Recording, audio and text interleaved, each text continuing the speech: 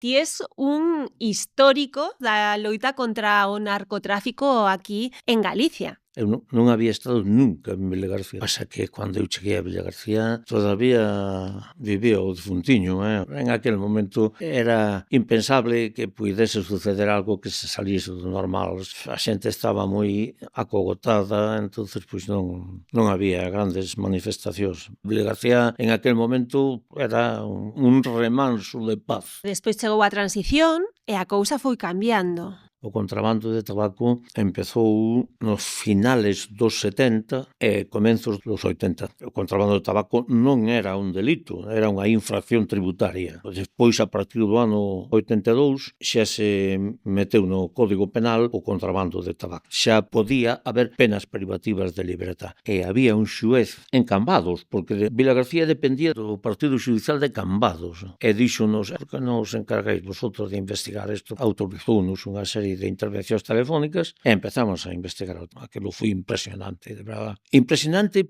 por todos os motivos.